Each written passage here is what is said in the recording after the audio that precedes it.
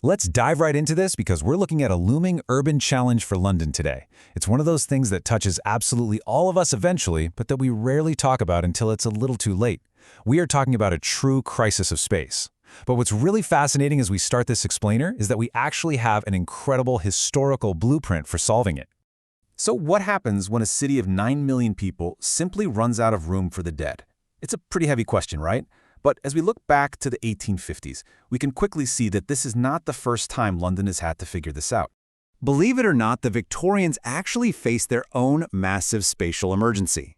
Back in 1848, a devastating cholera epidemic completely overwhelmed the city's burial system. Bodies were tragically left stacked in heaps. It was dire. So, by 1852, the government passed the Burial Act, which strictly prohibited new burials in those crowded inner-city graves. Their solution? Well, in 1854, they opened Brookwood Cemetery out in Surrey and created the London Necropolis Railway. This was a wildly audacious infrastructure project. It was literally a dedicated train line ferrying coffins and mourners 23 miles away from all that congestion to a giant purpose-built cemetery. At the time, it was the largest in the world. Which brings us to Section 1 of our explainer, the 2040 burial deadline and how London is once again becoming a city out of space.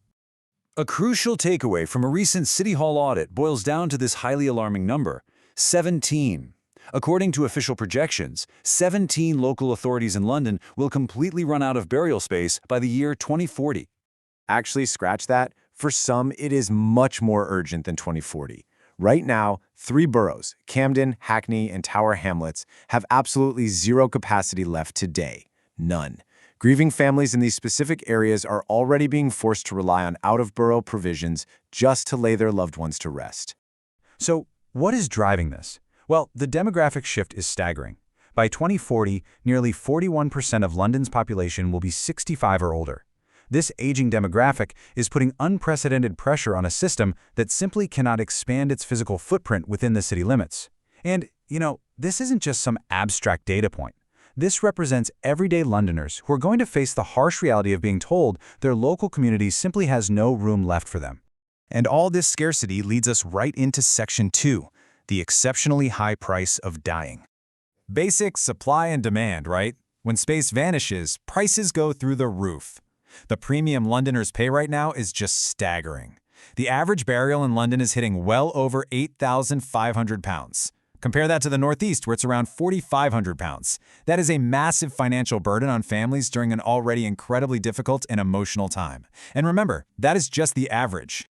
If you're looking for an exclusive plot in London's famous Highgate Cemetery, the resting place of historical figures like Karl Marx and George Michael, you are looking at an astonishing $20,000 to $40,000 for a single plot.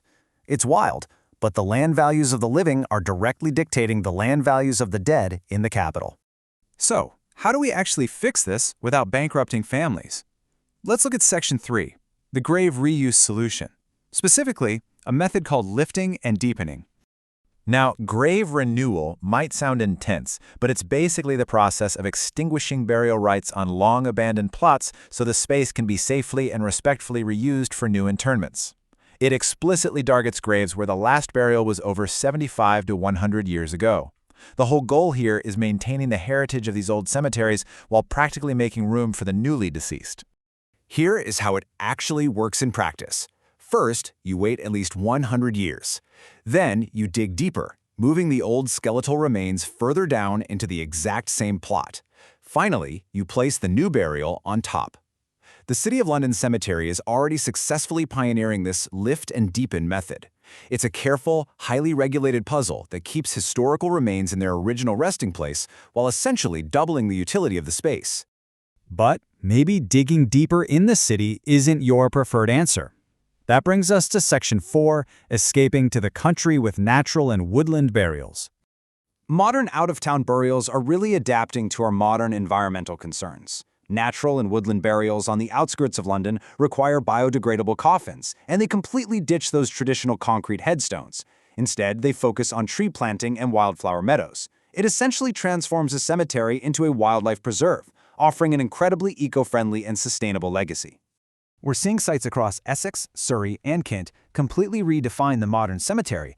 Instead of cramped rows of headstones in the city, serene sites in places like Epping Forest, Kemno Park, and Camden Wood are creating sustainable landscapes. It allows families to escape the urban concrete and return to nature, which, if you think about it, is exactly what the Victorians did when they headed out to Surrey via that railway. Whether it's digging deeper or moving outward, this requires massive coordination across the city. Which leads us to our final section, planning for the inevitable and the current push for legislative action. The stakes here are deeply, deeply emotional. Assemblymember Hina Bokhari experienced this firsthand when trying to bury her father locally in Merton 15 years ago. She warns of the emotional toll behind all this data, stressing that grieving families shouldn't face the added devastation of being exiled from their own communities simply because they can't find a local plot.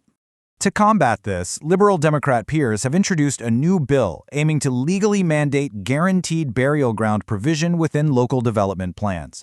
Believe it or not, right now councils have the power to maintain cemeteries, but they aren't legally required to provide burial space at all. This bill wants to force councils to plan ahead, ensuring this doesn't silently become the next generation's social care crisis. So, as London continues to grow and evolve, how do we respectfully balance preserving our past with making vital room for our future? The next time you walk past a quiet local churchyard, ask yourself, how do we honor those who came before us without running out of space for tomorrow? Thanks for joining us for this explainer.